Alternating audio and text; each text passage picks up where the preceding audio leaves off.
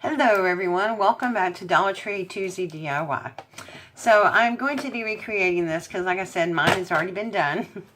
And so we're going to be using this Dollar Tree frame here that says family on it. And then I have another one that says friends that I've already done. I'm telling you, it's been a process. And then I'm going to be using this picture frame here.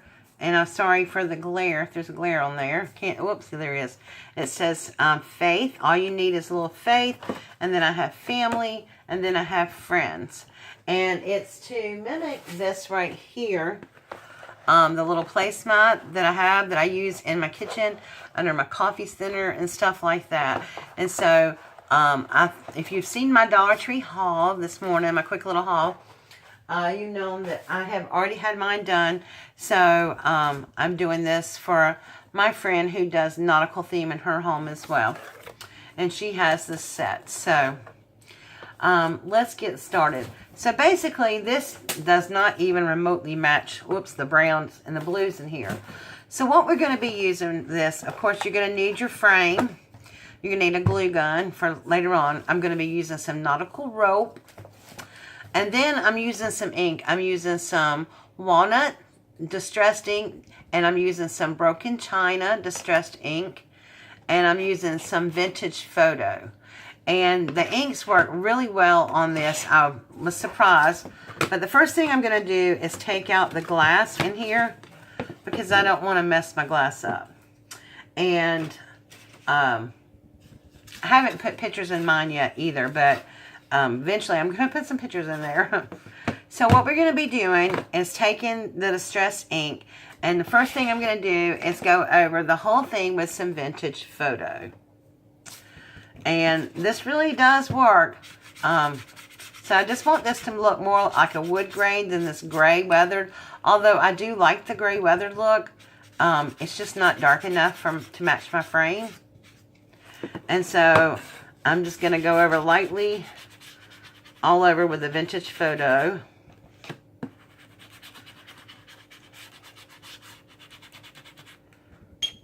Wasn't sure this would work, and I wanted these words on here, and I didn't want to have to come up with a different way to put the words on there. And so otherwise I could have just painted this to match, a lovely little brown, but then I would have lost the wood grain background. But the one thing I do like about that is very textured. And so it really grabs onto the ink. And I'm not too worried about the sides, but I am going to get the sides and the bottom because it will be hanging up on a wall and you can see it. So, but if you can tell, it's really textured. And so the ink kind of goes into the grooves of it. So that's already looking brown. Now, it's not the same brown as this, but I think it will be fine. It doesn't have to be perfect. Like I said, my house is done, not farmhouse, but it has kind of a farmhouse feel to it, but it's mostly nautical. And my kitchen wasn't done very nautical last year, if you remember the coffee theme I had going in there. And I still do kind of have a coffee theme going. But if you've seen my other project with my Dollar Tree picture frame shadow box I did, then you kind of understand where I'm coming from on that. Okay, so now I'm going to use some the broken china distressed ink. And I'm just going to pick out certain little parts on the board to do. And I'm just going to rub this in to get this blue here. Now, I would have liked to have a little bit brighter blue, but I just could not find a brighter blue that would really look good with this and not totally take over it. So I'm kind of happy with this blue here, the way that it looks. And I'm just going to follow the natural lines of the frame. And this does dry, and so I'm going to leave the next row, the brown. But I'm going to go back over the next row with the walnut and make it a little bit darker. And I'm sorry if I sound weird. My sinuses are still acting up. But my friend said she didn't mind that things messing up because she could get one of these for her kitchen now. So I'm just going to continue doing this all the way across. And if I hit a little place, you know, on the others, I'm not really going to stress about that either. It's rustic looking, so I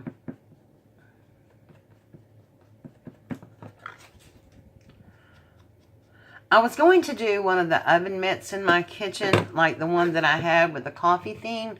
But, you know, I decided, no, I wanted something different, a different look. And I can really tie all this in with the, no, the bottom is going to be the hardest. Trying to stay in that little groove there so I don't run too much up on the other one.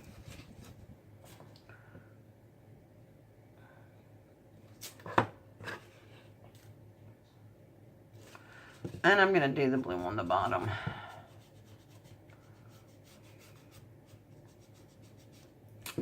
So those of you who know me know that I don't use a lot of things what it's intended to use for.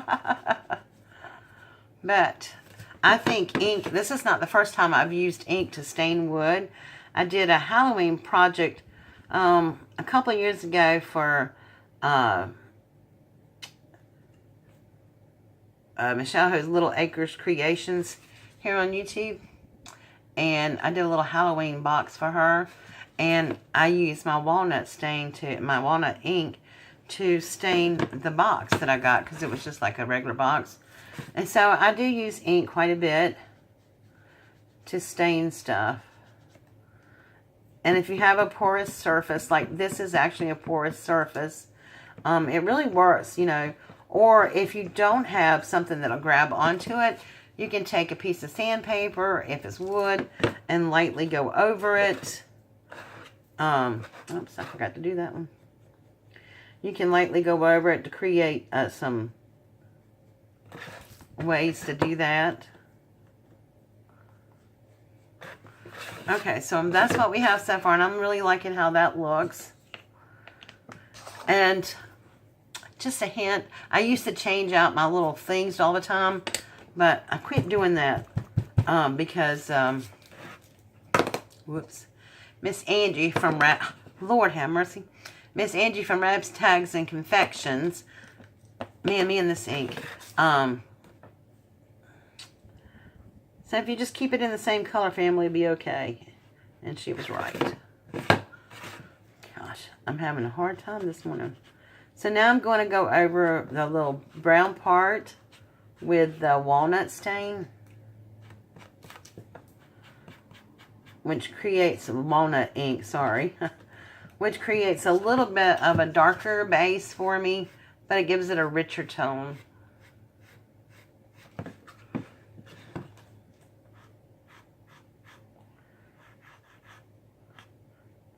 Oops. And if you get some over there in the small space, it's not a big deal. I just think it adds character to it. It looks like peel paint from layers and layers of paint, which is a lot of weathered wood looks like.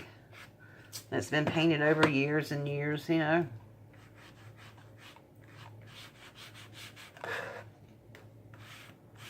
Okay.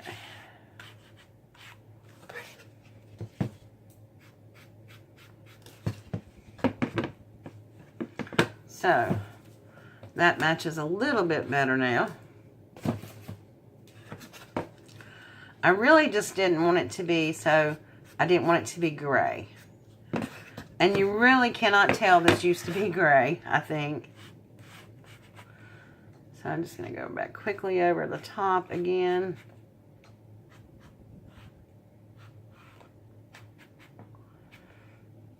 And then whatever residue is left on my sponge, I'm going to go back over some of the blue where I hit it up.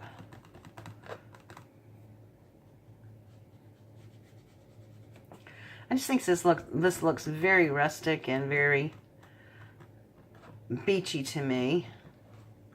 So that's what we have. That is very easy. So we're going to let that dry for a second, and then we're going to work on the frame. Now, again, I am taking the glass out of the frame because I don't want to mess this up.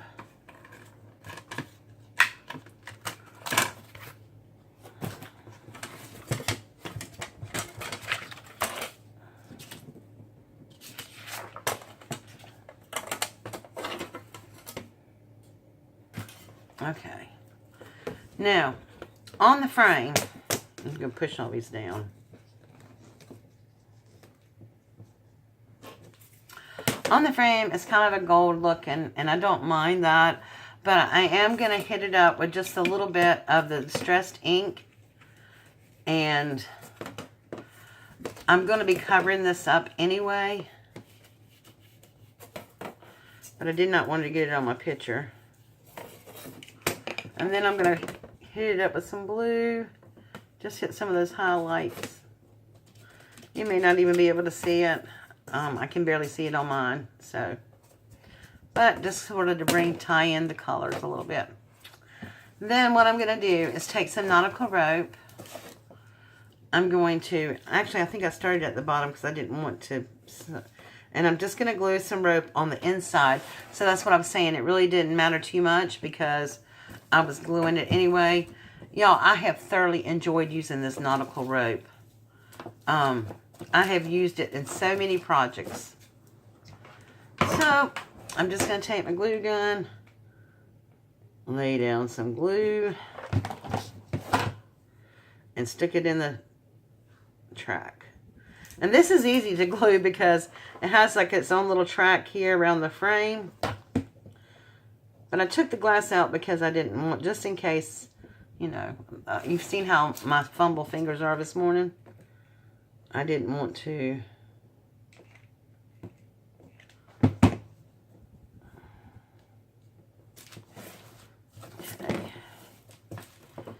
And I never cut mine until I get it all on the frame.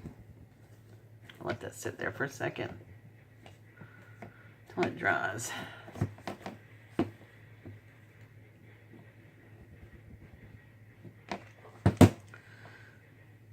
I'm just pushing that to the corner. And that's it. And this ties in with that little shadow box that I did. So that's all I'm trying to do is just make everything kind of work together. Oops. And I'm trying to speed through this, and I should take my time, but don't want to keep you here all day.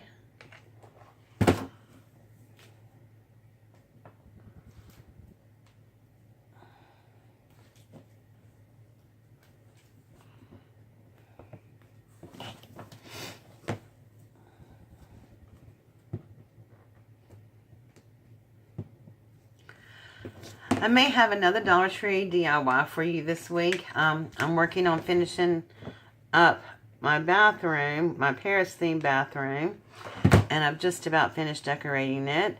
And I want to put my rugs together for you. So I want to show you how I do that.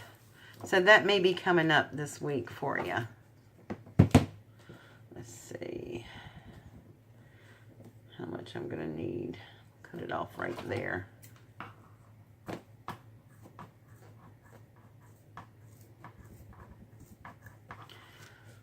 I find these kitchen shears like this do a nice job of cutting this off.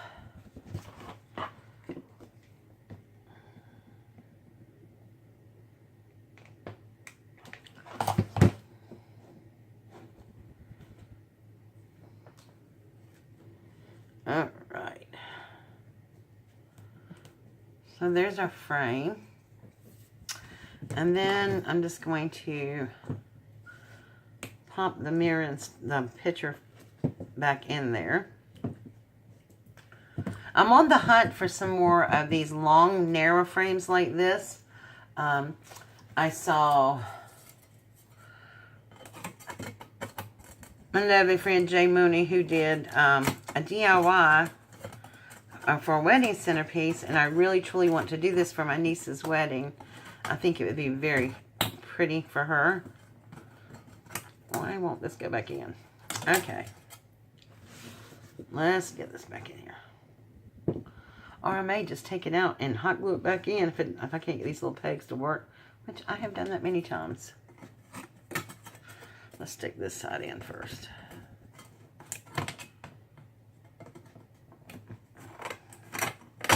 There we go. Okay, and then we're going to lay this back in. Actually, we're going to lay it the other way because I want that big knot in the back. Okay.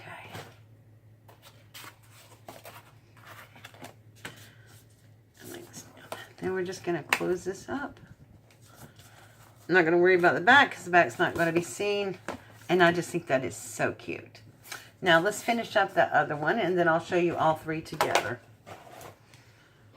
Alright, so this is dried and I like the way that it looks. I love that shade of blue.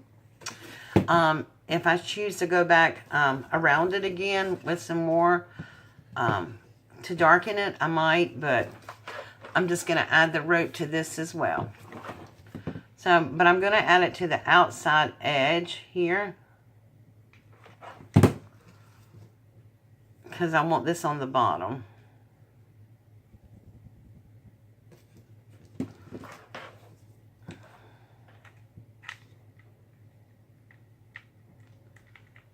Oh, glue gun work. Don't you hate it when the glue stick won't stick?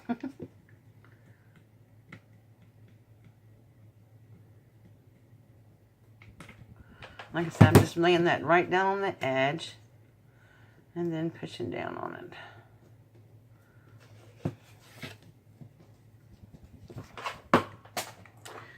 Oh, are you kidding me? There goes the glue stick. Okay, me and my glue stick. Y'all, it's really almost time for me to get another glue gun, but I just really don't want to spend money on one. You know, I picked this one up for $1 or $2 at a thrift store about a year ago. When my other glue gun took a dying, so this has really served me well.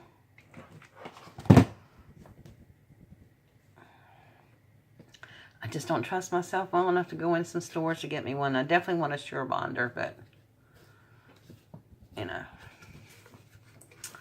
So this is a, oh my goodness, I didn't even think to see if I had enough rope. Oh, but I do. Okay. This is a very easy, simple project.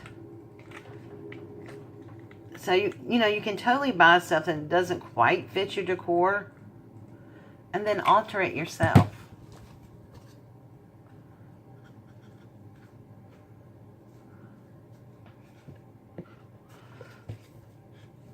I do that quite often. I'm sorry, I didn't mean to be out of frame.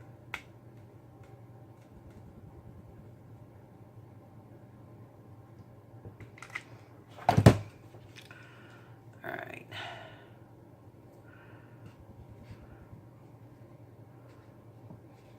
Just press that down.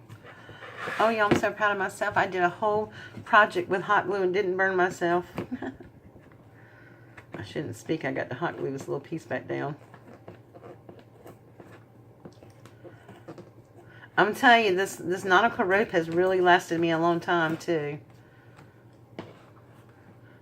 This is one thing that's definitely worth $1 from a Dollar Tree, is the nautical rope, because you get 9 feet of it.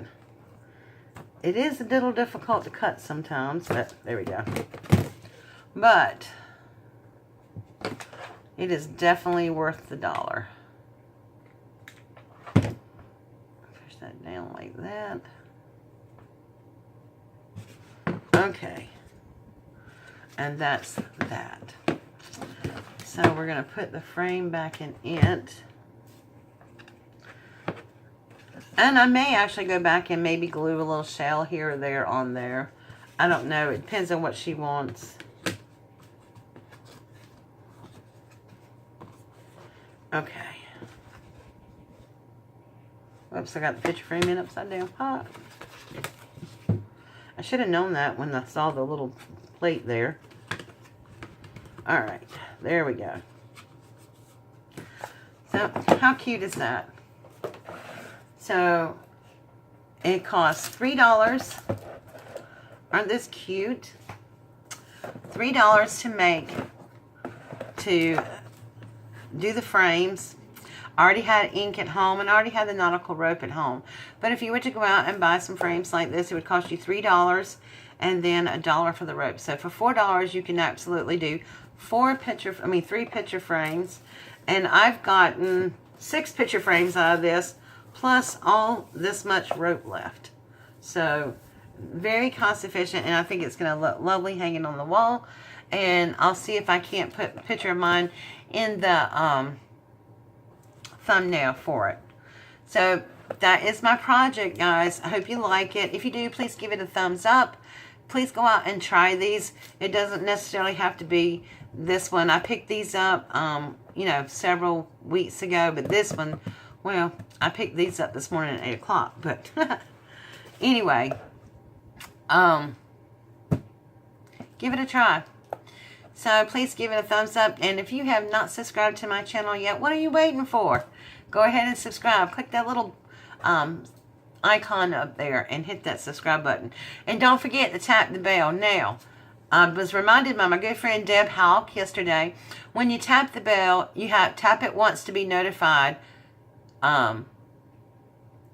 Sometimes, and then another for all the time. You have to tap the bell once or twice, is from what I heard. So, anyway, and if you have a lot of subscribers, you may not get notified anyway, because I know I don't. Alright, guys, thank you again for watching. I'll quit babbling now. Enjoy the rest of your day, and I'll be back in a little while with my challenge winner. Talk to you soon. Bye.